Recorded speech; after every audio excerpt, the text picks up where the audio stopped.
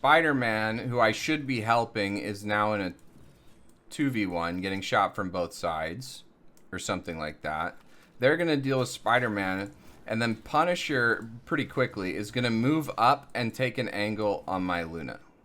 How do I counter dive as Hulk? No, you want to dive their backline. You're much more effective at like going on their backline than you are peeling for your own. You can peel if it's an isolated target, like if they mistime their dive and it's just like a Venom in there and they're like the rest of their team's like not doing anything relevant. You can peel for that with either an exile or you can just full commit to it. But like other than that situation, you kind of want to counter dive or you want to kind of off angle and zone.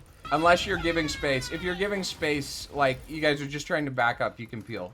Any damage you can get on Spider-Man or Magic or Panther on their way in is going to be useful, but I don't stick on those targets generally. I'll just punch them once or twice, throw a clap at them, something like that. It's more important for like to control their Hela, their supports. So those are targets that I'm much better at fighting. I can illustrate what happens when you peel actually if you want. And that way you can kind of understand when to peel and when not to. There is a time, but it's less than what most Hulk players do. Let me pull up an illustration actually of what we were talking about. So let's say you have, we'll make it simple, we'll do 3. So we have a Luna, we have a Spider-Man, and we are Hulk. Let's say they have a Luna, a Punisher, and let's say like a Venom here. We'll do this as like a little high ground. This is like a little corner here, lane. If I'm Hulk and I go back to peel for this Venom, right? What is gonna happen is Spider-Man, who I should be helping, is now in a 2v1, getting shot from both sides, or something like that. They're gonna deal with Spider-Man, and then Punisher, pretty quickly, is gonna move up and take an angle on my Luna. Their Luna's gonna push forward and start healing this Venom, right? Does that make sense? If I, as Hulk, go and challenge this Punisher, go and challenge this Luna, do whatever, then my Luna can probably take this 1v1. Hopefully, I just have to trust that she can. And we might not be getting heals, but this Venom isn't getting heals either. And we're able to win this. Me and Spider-Man can just choose one target. He can go here with me, he can go here with me. Either one's fine. And we prevent these guys from taking space onto our backline. We're actually helping our backline by pushing these guys back, right? So like a way that I think about it too is like if your team's here, Mantis, I don't know, Hela, no, let's not do an H, Punisher, and let's say they have the same Mantis, Punisher, Luna, and we have 2 Hulks. Let's say I'm a good Hulk and I jump in and I'm here and I bubble myself and their Hulk is back here and he's a bad Hulk and he bubbles his whole team, right? Which team's more protected in this situation? Which team do you think feels more free here? Right? I as Hulk can't stay here. I actually have to jump out pretty quick. As soon as I force this Hulk to peel for me, I'm jumping out. But look, that bubble goes down. That bubble goes down. I'm still kind of lurking around. And that whole time while I was in there, my Mantis is shooting, my Punisher's shooting, my Luna's shooting, right? So that's kind of how you want to play Hulk in dive, is if you peel, it's going to be for a specific reason of like they're using ults, we're trying to get out, or like, let's say like their team, Luna, Mantis, Punisher's like way back here, right? And then like Venom is over here. Like, he's an isolated target that even if I take the time to go deal with this guy and force him out, these guys can't come in and help. They're too far away to come in and help, right?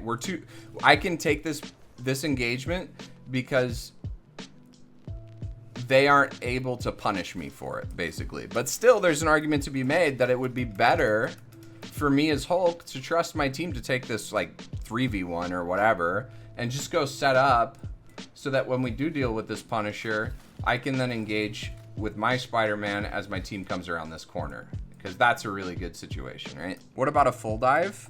Like, if they're full diving my team? Yeah. Yeah, actually, that's a good question. Now, a full dive, they're still going to have a backline, right? They're not going to be full dive. It's almost impossible to do in Rivals without having a really goofy comp. So they're still going to have a Luna. They're still going to be having a Mantis. And let's say they have Spider-Man, Magic, Venom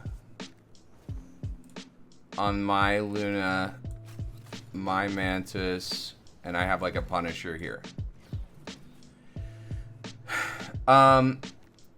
If I'm here as Hulk, trying to deal with 3 of targets that I can't really do much against, I might be able to punch down Venom a little bit more.